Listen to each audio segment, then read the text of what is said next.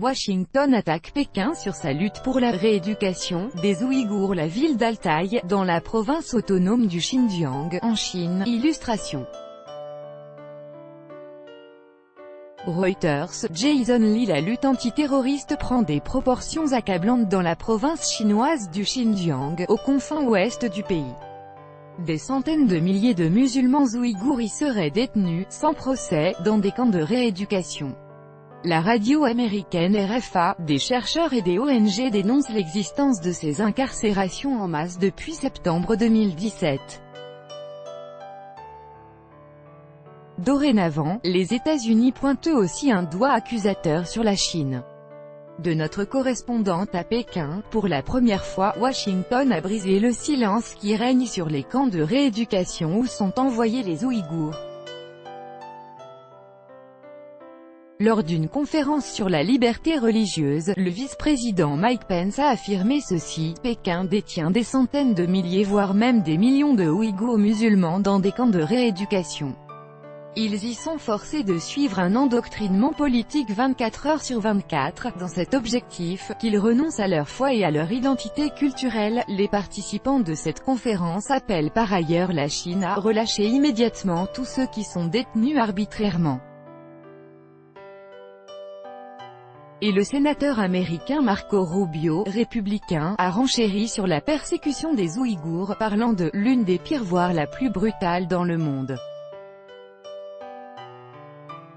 Que sait-on de l'incarcération en masse de cette minorité musulmane? Le chercheur allemand Adrien Zenz estime que jusqu'à 11% de la population musulmane adulte du Xinjiang pourrait être internée. Soit l'équivalent d'un peu plus d'1 million de personnes, censées d'être déradicalisées, et transformées par l'éducation, selon des documents officiels. D'habitude très discrète sur le sujet, la presse officielle s'insurge contre ces accusations.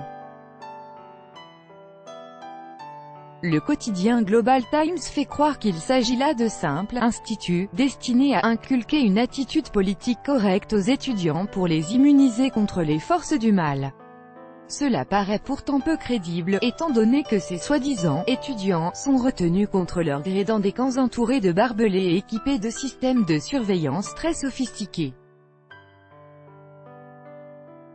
A-t-on une idée du traitement auquel sont soumis les détenus? Le témoignage le plus récent est celui d'une femme chinoise d'ethnie kazakh, accusée au Kazakhstan d'avoir fui illégalement la Chine.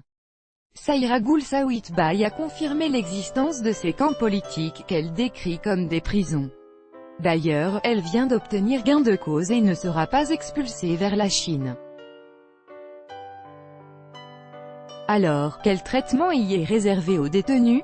Les quelques témoins qui ont pu s'exprimer, une fois en sécurité en dehors de la Chine, disent qu'ils ont dû suivre des cours de propagande à longueur de journée avec ce seul message: il faut croire au Parti communiste et à son secrétaire général Xi Jinping.